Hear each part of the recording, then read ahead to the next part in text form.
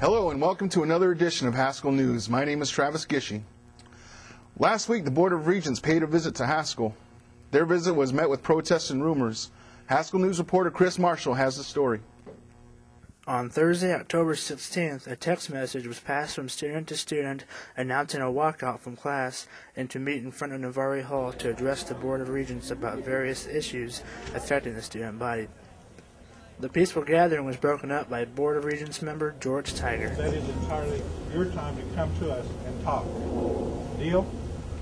Okay?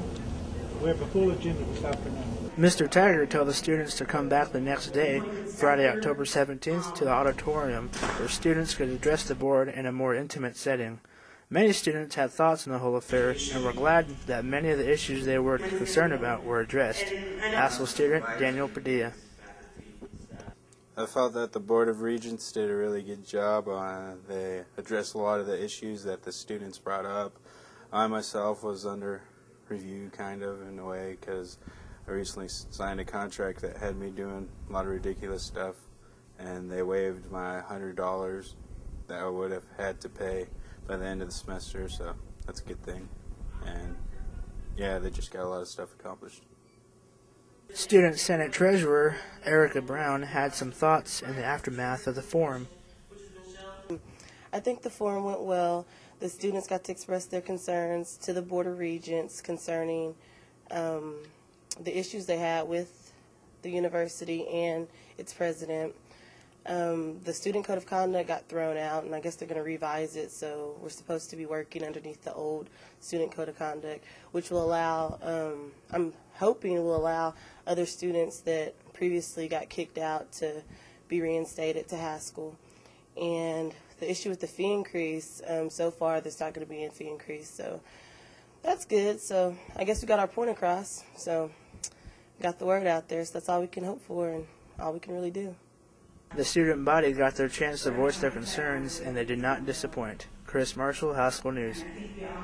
A recent petition was started asking for the removal of Dr. Warner. For several alleged misdeeds, the petition was made available for students on Tuesday, October the 14th. The petition that was signed is regarding the Associate Students of Haskell Indian Nations University supporting the Board of Regents and the 4 tribes of Kansas, asking for Dr. Warner's removal or reassignment due to the feeling of she does not have the best interest at heart for the students and Haskell Indian Nations University. The petition to remove or reassign Dr. Warner from Haskell Indian Nations University was created by a concerned student, but in fear of repercussions, their name will not be presented at this time. The petition, I think, was very successful. I signed it, and there was over 400 other students that signed it as well. The homecoming festivities, which just recently took place, had all the makings of a fun afternoon for students and families. A game took place, and then a new homecoming king and queen were crowned at halftime. A slew of candidates for homecoming king and queen were in attendance in their flashiest attire to hear who would be crowned. Of the 436 votes tallied and counted, the winners for homecoming king and queen were Yassine Bibi and Suzanne Cousins, representing OK Hall. Haskell had their annual homecoming parade. Haskell News reporter Scott Pillow has the story. Haskell held their 2008 homecoming parade last Friday. The turnout for this event ranged in all ages, from young to the young at heart. Among the floats in the parade were the Color Guard, Little Nations, Facilities Management,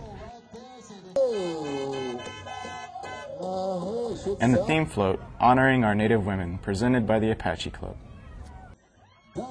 There was a pretty good turnout on Wednesday, October 15th, when Haskell Voices Club held their first open mic night. The Voices Club is a group of students here on campus that provides students the opportunity to express themselves through various art forms. The event, which was open to all, began at 6 o'clock and was held at Stidham Hall. The night's events consisted of students presenting their original works of art, the reading of poems, plus appearances by homecoming candidates and the performing musical acts. Here are some highlights from that night. Of the oppression and genocide of a great nation we call our country.